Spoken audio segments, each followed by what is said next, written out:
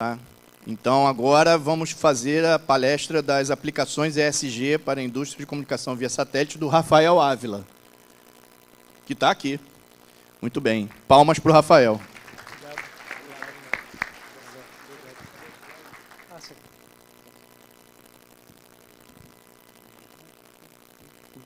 Olá, tudo bom? Boa tarde a todos. É um prazer imenso estar aqui. Muito obrigado ao convite, Alexandre. Muito obrigado, Clério, também, que participou, né, da ideia de trazer SG para o evento hoje. Esse sou eu, sou CEO e cofundador do Sustentabilidade Agora. Eu atuo como conselheiro do Instituto Brasileiro de ESG, né, o IBESG, e também como conselheiro fiscal do Mar Adentro, e agora mudando para o conselho diretor. Apresento um podcast sobre ESG, que é o IBESG Talks, para quem tem interesse, lá no YouTube do IBESG você consegue encontrar, e crio no LinkedIn conteúdos sobre ESG. Faço palestra, sou consultor de gestão e estratégias ESG também, mas a ideia aqui hoje é trazer esse assunto tão importante para a indústria, né? Então, mais uma vez, Alexandre, parabéns por ter trazido o tema. Eu sou um outsider, né? Eu não sou da indústria de comunicações via satélite, mas é um assunto que deveria fazer parte do cotidiano de todas as indústrias, porque a gente está falando não só do meio ambiente, mas a gente está falando da sociedade, dos colaboradores e da governança das empresas também. E aí, a primeira pergunta que eu trago para vocês é um exercício simples, só de levantar a mão. Quem está familiarizado aqui com o termo ESG? Levanta a mão, por favor. Legal, vamos colocar aqui uns 70%, mais ou menos. É bom, mas se a gente conseguir chegar a 100%, seria o ideal. O ESG, para também não pensar que é uma coisa muito complexa, muito diferente, ele é um desdobramento do que a sustentabilidade é há muito tempo. Pelo menos essa é a minha visão dele. A sigla ESG está para meio ambiente, social e governança. O E é do inglês, né? Environment, não é M de meio ambiente. E aí, no Brasil, algumas vezes chamam de ASG, porque aí é ambiente, social e governança. E quando a gente fala sobre ESG, ele surgiu oficialmente, né, em 2004, com esse documento do Pacto Global, em parceria com o Banco Mundial, que era um documento Who Cares Wins, foi feito para o mercado financeiro, principalmente. Então, o ESG ele nasce no mercado financeiro, mas ele vai sendo adotado, e cada vez mais vezes, por mais empresas, por mais indústrias diferentes. O que é importante a gente pensar aqui é que é um termo de 2004, que só começou a se popularizar mesmo por volta de 2019, 2020, para quem está mais antenado no tema, né, ele começou a ser popularizado com o Larry Fink, que é o presidente e CEO da BlackRock, que é uma das maiores empresas de investimento do mundo. E aí ele tem uma cartinha dele anual, né, e na carta anual, em 2020, se eu não me engano, ele trouxe esse termo e essa preocupação, falando que as empresas que são investidas pela BlackRock deveriam passar a ter essa preocupação também. E aí foi um burburinho no mercado, mais empresas olhando para esse assunto, e a sustentabilidade que existe há tantos anos, né, acabou se tornando um tema mais relevante. Mas o que eu gosto de falar aqui também é que eu não vejo a ESG, a sustentabilidade, como aquela coisa, né, só a causa ambiental, vamos abraçar a árvore, vamos proteger o ambiente, o meio ambiente. É muito mais do que isso. É uma forma da gente ter empresas sólidas, consistentes, preocupadas, né, com o impacto socioambiental que elas têm, mas também em como elas reduzem riscos nas suas operações, como é que elas têm uma organização lucrativa. Então, é muito mais do que só se preocupar com o meio ambiente. É sobre empresas que vão durar, que vão perdurar. E a gente estava falando aqui, né, sobre assuntos tão importantes como a órbita, os satélites que estão indo lá para fora, a preocupação com a SpaceX, a gente tem uma explosão no envio de satélites, né, e passa a ser uma preocupação também. E aí, só para trazer alguns dados de empresas, né, essa é uma pesquisa feita pela Ernst Young, né, de 2023, com mais de 500 executivos em empresas da Fortune 1000, né, que são as maiores empresas do mundo. 87% desses executivos colocam ESG como muito importante ou extremamente importante. E 81% dessas empresas têm pessoas na cadeira, né, de diretor de sustentabilidade, ESG, ou algum cargo similar. E aí a minha pergunta para vocês da indústria, dessa vez não precisa levantar a mão, é mais para refletir mesmo, dentro da empresa de vocês, quantas pessoas, quem está envolvido com o assunto? Se a resposta for 0, é um problema, mas é um problema que é de fácil solução. É um período de transição que a gente pode começar a se preocupar. Então, determinadas áreas dentro de empresas, mesmo que não seja necessariamente a área de sustentabilidade, pode começar a olhar com mais carinho para esse tema. E aí, trazendo para pautas mais relevantes da indústria, né, de comunicação via satélites, por que a gente deveria se preocupar? Por que a gente está trazendo essa pauta aqui, né? A primeira, a gente já falou no começo do papo, né, para quem está aqui desde o início. Na verdade, eu vou só passar por esses 2 dados antes, porque são dados relativos a uma preocupação global de empresa. 98% dos investidores consideram que relatórios de sustentabilidade têm alegações não comprovadas, o famoso greenwashing. E 95% das nossas metas dos Objetivos de Desenvolvimento Sustentável, que faz parte da Agenda 2030 da ONU, elas estão em retrocesso, ameaçadas, estagnadas ou são insuficientes, né? Essas são pesquisas que mostram que, por mais que exista uma preocupação grande, como eu mostrei com o tema ESG e sustentabilidade, ele muitas vezes, na prática, não está indo muito à frente. E quando a gente entra nos dados da indústria propriamente ditas, né, a gente estava falando inicialmente Possebon, Mauro, né, que trouxeram os dados de quantos satélites vão ser enviados nos próximos anos para fora. Fora os satélites que já geram um problema de espaço, no espaço, a gente tem um problema do lixo espacial, né? A gente estava falando da baixa órbita aqui. Cara, isso pode gerar um problema ambiental muito grande, tanto na Terra, porque, como a gente falou, né, eles vão voltar para cá e vão poluir lá o sul do Pacífico ou outras regiões, mas também vai gerar um problema de como é que a gente manda mais satélites e segue evoluindo na tecnologia.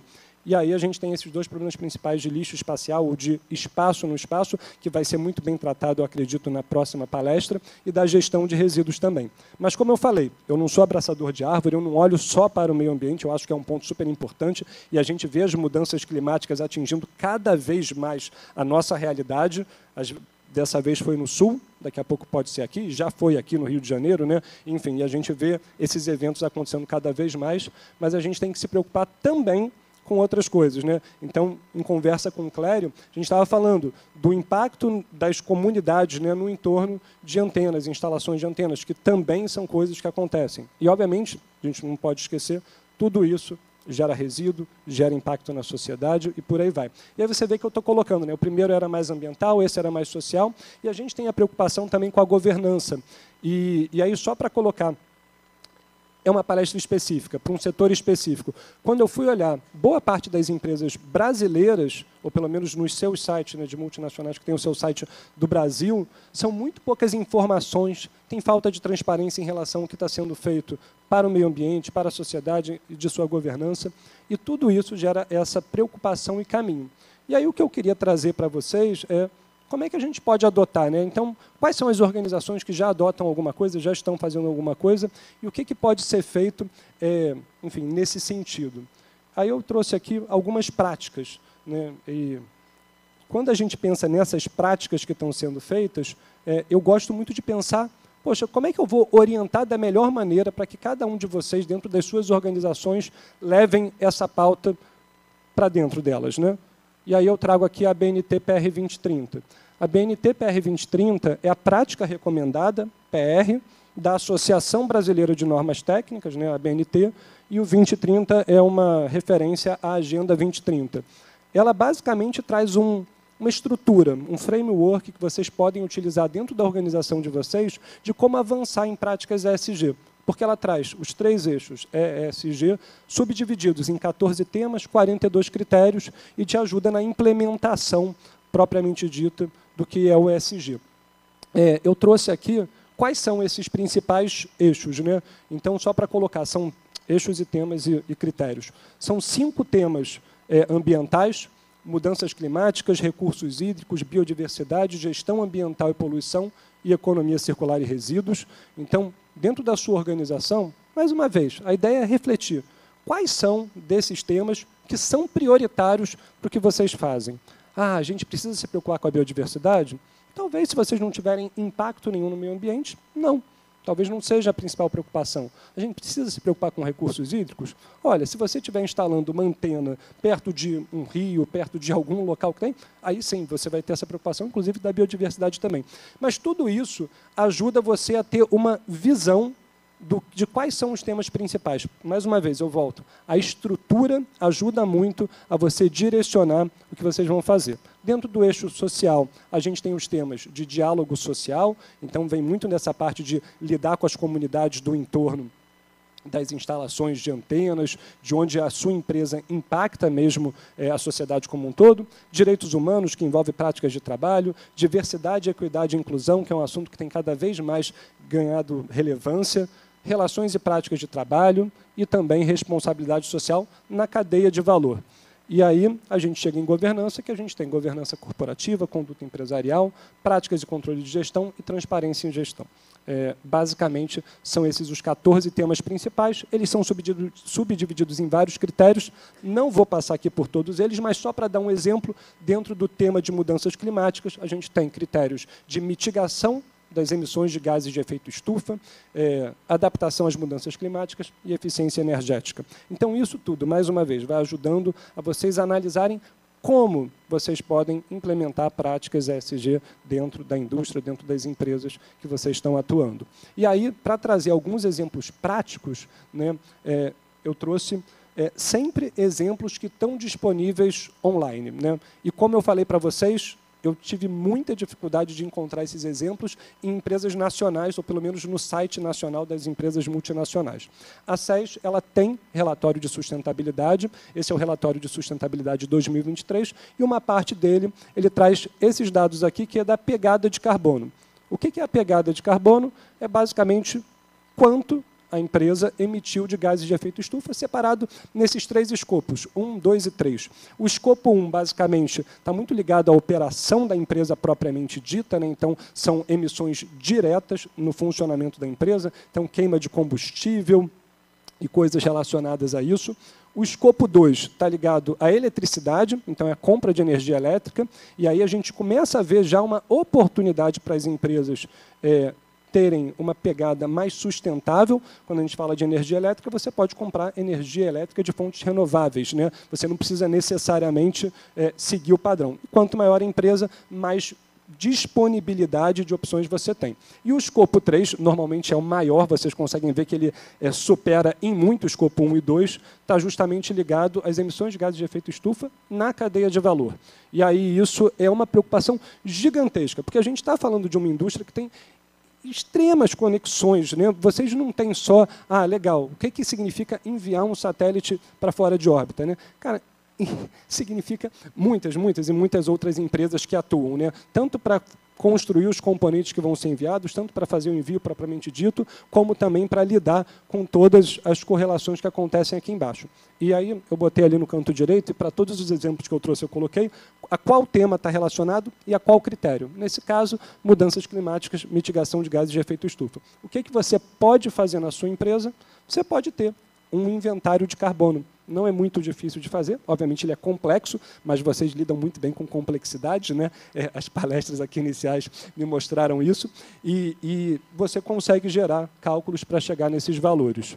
Obviamente você precisa de alguém especializado nisso, se vocês não conseguem, não sabem fazer, não fazem ainda, vocês podem contratar uma empresa para fazer, não é nada fora do mundo que vocês podem encontrar, e isso gera para vocês uma visão de como vocês estão impactando e como vocês podem ou compensar essas emissões, né, plantando árvore e coisas do tipo, ou como vocês podem mitigar para cada vez mais gerar menos impacto. Mas aí você me pergunta, mas Rafael, é sério? Eu tenho que pensar no impacto que eu vou fazer? Eu estou fazendo uma coisa tão legal, tenho que preocupar no impacto? Muitas vezes, quando você reduz essas emissões, você não está reduzindo só o impacto ambiental, você está reduzindo os custos da empresa. Então, para a organização como um todo, eu volto a dizer, é uma questão de sustentabilidade, de governança, de ter uma empresa que vai viver por mais tempo.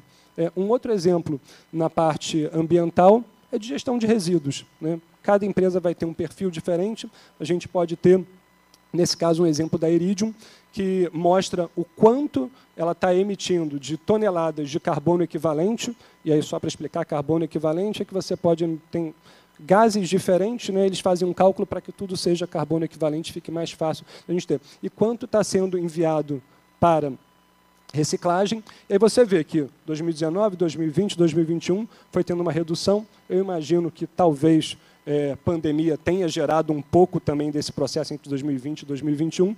E a gente vê que 2022 voltou a crescer, 2023 diminuiu. É sempre uma preocupação comparativa de entender o que a sua empresa faz, o que ela pode fazer de melhor para gerar menos impacto. E muitas vezes, quando a gente fala de menos impacto, mais uma vez, a gente está falando de uma organização que vai ser sustentável por mais tempo. Partindo para o social, esse aqui é um exemplo da SES. Basicamente, é a presença de mulheres, né, dentro dos cargos que estão lá disponíveis. E aí a gente vê, e isso, para alguns outros relatórios que eu vi também, é muito comum, né, uma participação relativamente pequena quando a gente fala de diversidade. Nesse caso, a gente está falando só da presença feminina, né, de mulheres, mas, muitas vezes, quando a gente fala de diversidade, a gente também poderia falar, e o Edio trouxe um exemplo muito bom quando ele estava falando, sobre pessoas com deficiência, né? Então, muito legal saber que na EAF eles têm uma área dentro da parte de atendimento que são pessoas com deficiência que estão lá fazendo o atendimento, né? Essa inclusão é super importante e aqui a gente está falando dessas políticas e práticas de diversidade, nesse caso, mais uma vez, feminina. E aí a gente tem que analisar tanto qual é o percentual de colaboradores da empresa que são mulheres. A gente poderia falar também aqui de raça, né, pessoas negras e pardas. A gente pode falar sobre uma série de outras possibilidades, como pessoas com deficiência, mas não só no percentual da empresa. Quando a gente olha para isso, a gente também tem que se preocupar nos cargos de liderança, né? Então, quantas dessas pessoas que a gente está analisando aqui estão chegando a cargos de liderança? E aí, enfim, ali a gente consegue até ver, né, quantas gerentes, executivas e trabalhadoras de uma maneira geral, e a gente vê a evolução ano a ano, né? Que é super importante entender se a coisa está evoluindo ou não. A gente consegue ver que, em termos de empregados, fica muito 25, 24%, 24%, 25%, 25%, né? Não mudou muito. Mas é legal ver que, por exemplo, na parte de executivas, foi aumentando ao longo dos anos. Então, talvez exista dentro da SES uma preocupação, algum programa de dar mais oportunidade e possibilidade para mulheres. E isso só gera benefícios para a empresa, porque quando a gente fala de diversidade na empresa, existem diversos estudos que mostram que mais diversidade no conselho, nas diretorias, na empresa como um todo, gera mais ideias, mais inovação, mais direcionamento positivo. Aqui é uma pesquisa, né, nessa parte da, eu não sei se a gente fala Viasat ou Viasat, mas, enfim, da empresa. E, basicamente, essa pesquisa é com colaboradores. Então, a gente está falando de práticas que, muitas vezes, outras empresas aqui talvez adotem e não dão o nome de ESG. Mas, quando a gente fala do social e a gente se preocupa com os colaboradores, a gente está, mais uma vez, trazendo para a empresa uma visão interessante. Nesse caso, a gente percebe lá 97% comprometidos, 89% orgulhosos de estar na empresa, 89% motivados. Obviamente que tem um detalhe aqui que é importante, que muitas vezes essas pesquisas mostram o que é bonito. A gente tem que tomar muito cuidado. Muitas vezes tem desafios, tem problemas, tem dificuldades que nem sempre aparecem na pesquisa, no relatório de sustentabilidade, mas que existem.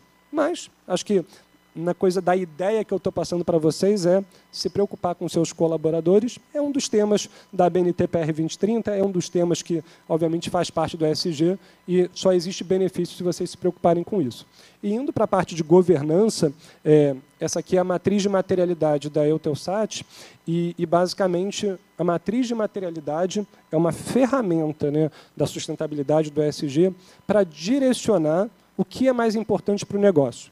Então, nesse caso, no eixo X, a gente tem o impacto que a Eutelsat causa no meio ambiente, na sociedade, e como isso é avaliado pelas pessoas que responderam a essas pesquisas.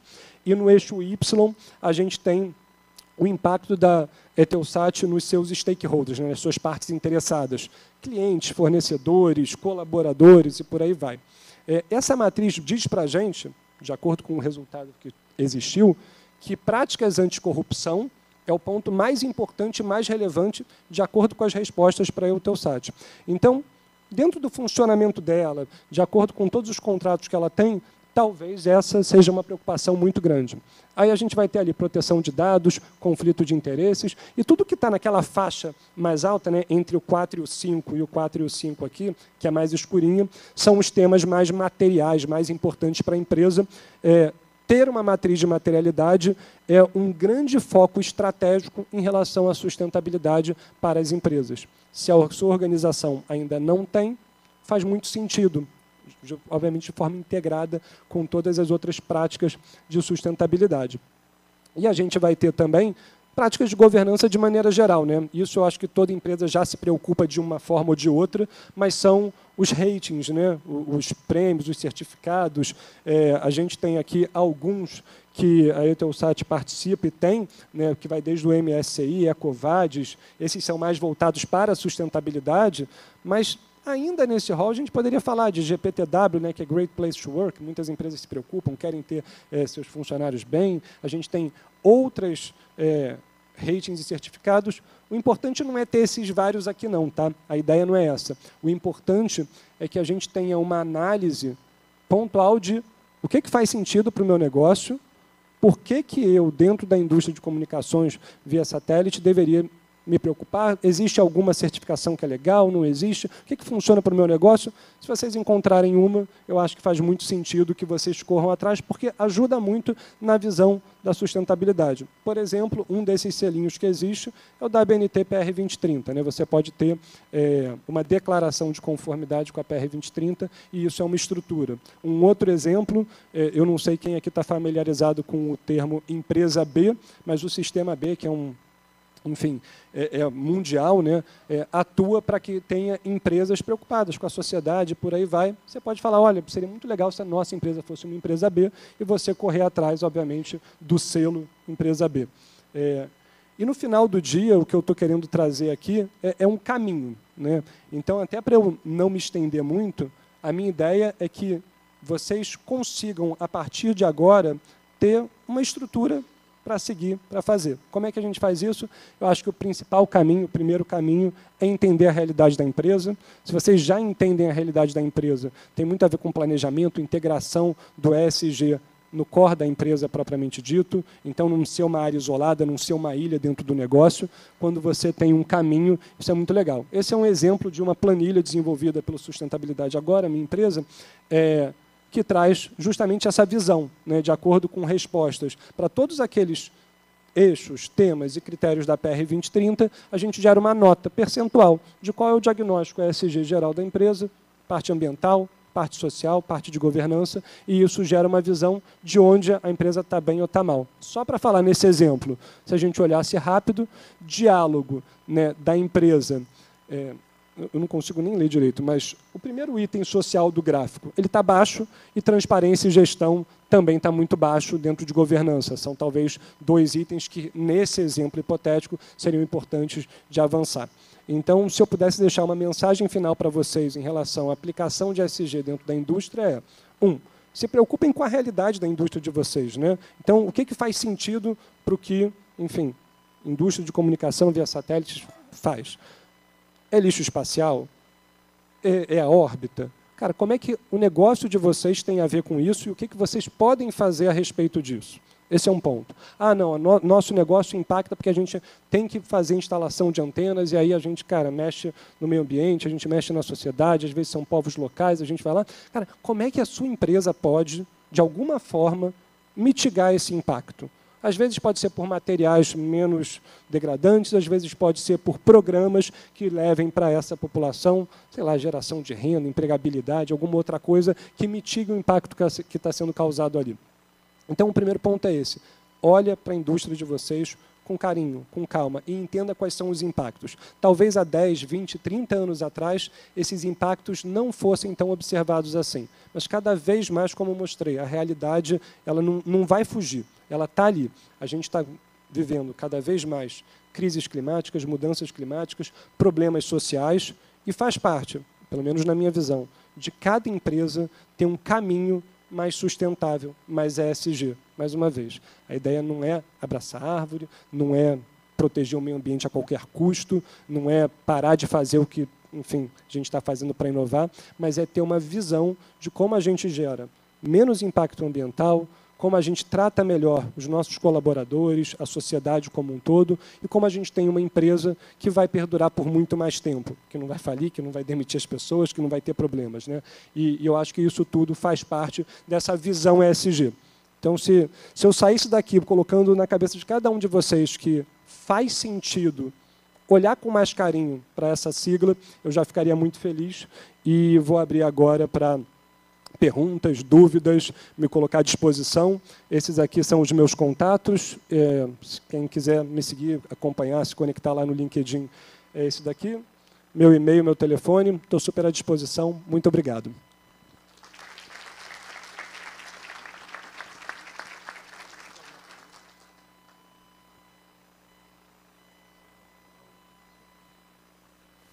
Olá.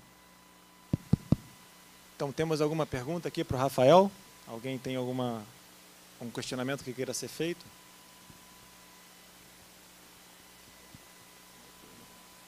Ô, Rafael, primeiro, parabéns. Muito interessante essa abordagem. Deu para aprender bastante. Obrigado. Eu vi aquela matriz de... Como é que chama? Responsabilidade. Materialidade. Quer dizer, me parece que aquilo é o primeiro passo, você fazer aquela matriz, não é isso? Você tem que fazer, imagina, uma pesquisa interna na empresa. Como é que você...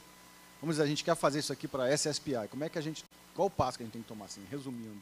Legal. A matriz de materialidade costuma ser um dos passos iniciais. Eu gosto sempre de começar trabalhos dentro de organizações com um diagnóstico, né, entender aquele diagnóstico que eu mostrei ali há pouquinho tempo atrás, mas a materialidade ela é um desdobramento disso. E a materialidade ela normalmente é feita não só com a visão da empresa, né? Hoje se fala muito, aí eu vou entrar em termos um pouquinho mais técnicos, na matriz de dupla materialidade, que é uma matriz que olha, de um lado, o impacto da empresa no meio ambiente e na sociedade, e, do outro lado, como esses temas que são mais importantes estão impactando as finanças da empresa.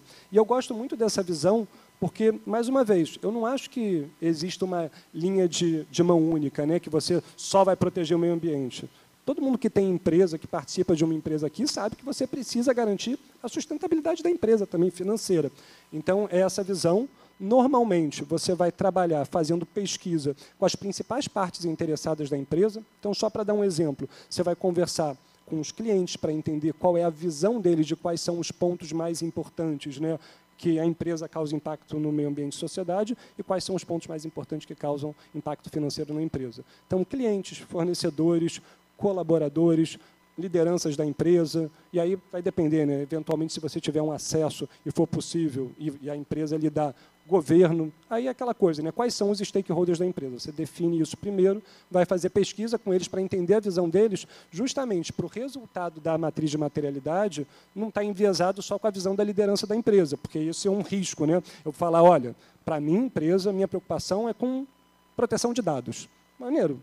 É um ponto que provavelmente vai estar lá importante se ele for relevante mesmo. Mas o que o teu fornecedor está falando, o que o teu cliente está falando, enfim, exatamente. Essa visão de fora, junto com a visão interna, gera aqueles pontinhos lá na matriz, que basicamente é um gráfico de dispersão que vai mostrar quais são os itens mais importantes, quais são os menos importantes.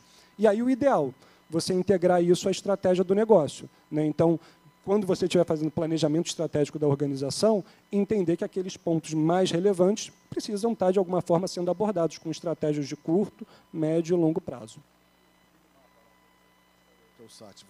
É público, você pegou no público. Dele. Todos os dados que eu peguei aqui das empresas estavam nos relatórios de sustentabilidade das empresas que estão disponíveis em seus sites. Normalmente, para quem tiver curiosidade para ver é bem simples de achar. Bota o nome da empresa, escreve sustentabilidade depois, ou, no caso desse caso, em inglês, sustainability, que aí normalmente aparece o link para a página de sustentabilidade da empresa, e se ela tiver um relatório, vai estar lá o link. Aí você baixa e consegue ver.